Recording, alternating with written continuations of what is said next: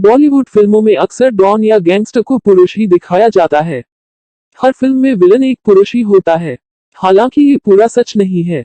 Underworld don सिर्फ पुरुष ही नहीं होते और न ही दबंगई में सिर्फ पुरुष ही आगे हैं। वहीं महिलाओं को कमजोर और मासूम ही समझा जाता है। गौरतलब है कि भारतीय इतिहास में ऐसी कई महिलाएं दर्ज हैं मासूमियत के लिए नहीं, खूंखार और खतरनाक होने के लिए।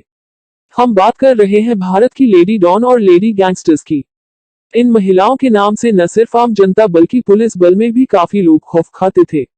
शास्ता परवीन, उत्तर प्रदेश के बाहुबली डॉन और माफिया अतीक अहमद जो अब इस दुनिया में नहीं है।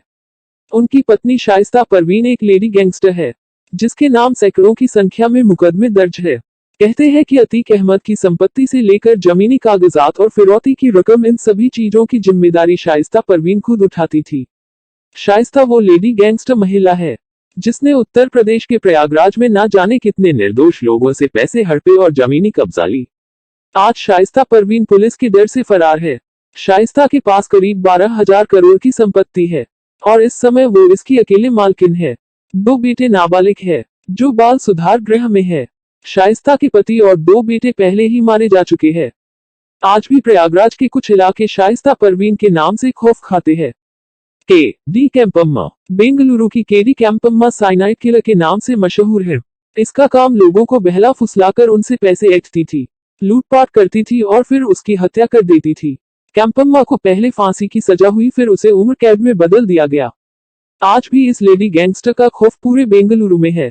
इसके किस्से अभी भी चर्चा का विषय बने रहते हैं। अंजलि मकान, अंजलि माकन एक ऐसी खूंखार महिला गैंगस्टर जिसने बैंक को अरबों का चूना लगाया। अंजलि माकन अभी भी पुलिस के हाथ नहीं लगी। दरअसल अंजलि माकन ने 1.5 करोड़ का बैंक फ्रॉड किया था, लेकिन बैंक के लोग उसके बारे में कोई जानकारी नहीं दे पाए। तब अंजलि माकन के खिलाफ रेड काउंटर जारी किया था। यह रेड काउंटर नोटिस इंटरपोल द्वारा जारी किया गया था, जो अरेस्ट वारंट है। शशिकला रमेश पाटनकर, शशिकला एक समय में मुंबई की सबसे बड़ी ड्रग पेडलर में से एक थी। शशिकला रमेश उर्फ बेबी ड्रग पेडलर से पहले एक मिल्कमैन थी, यानी दूध बेचती थी। इन्होंने बहुत कम समय में बहुत बड़ा नाम कमा लिया था। आप जानकर हैरान हो जाएंगे, शशिकला ने ड्रग बेचकर 100 करोड़ की संपत्ति जमा की थी। साल 2015 में उसे गिरफ्तार किया गया था। जेनाभाई दारूवाली, जेनाभाई दारूवाली वो गैंगस्टर थी जिसके ताल्लुक मुंबई के सबसे बड़े डॉन से हुआ करते थे। आपको बता दें कि जेनाभाई दारूवाली पहले राशन की कालाबाजारी करती थी, फिर बाद में उसने शराब की कालाबाजारी शुरू की। मुंबई के नागपाड़ा स्थित उसके घर में मुंबई के अंडरवर्ल्ड के गैंगस्टर जैसे करीम लाला, हाजी मस्तान और क्राइम ब्रांच के अफसर आते थे। हाजी मस्तान उसे पापा कहकर बुलाता था। जेनाभाई का कोई अपना गैंग नहीं था, लेकिन मुंबई के अंदर बड़े बड़े गैंगस्टर उसका सम्मान करते थे। उसका रुतबा इस कदर था कि वो प्रत्येक कार्य में सम्मिलित होती थी। उसका सभी लोग कहा मानते थे। कहते हैं कि मक्का में उसने 22 डॉन को एक करवाया था। संतोषबेन सामान भाई जडेजा, संतोषबेन सरमन भाई जडेजा गुजरात के काठियावाड़ की माफिया क्वीन थी। उसके खिलाफ 14 मर्डर केस और उसके गैंग के सदस्यों के खिलाफ 500 से ज्यादा हत्या के मामले दर्ज थे। संतोषबेन के पति को एक लोकल गुंडे ने मार दिया था। पति के मरने के बाद कामकाज की बागडोर संभाली संतो ने। शबाना आजमी की फिल्म गौडमदर संतोबेन पर आधारित है। संतोबेन ने 1990 से 1995 तक विधायक की कुर्सी भी संभाली है। बेला आंटी, बेला आंटी 70 के दशक में मुंबई में शराब का अवैध धंधा चलाती थी। अफसरों को घूस की मोटी रकम देकर वो शराब की कालाबाजारी भी करती थी।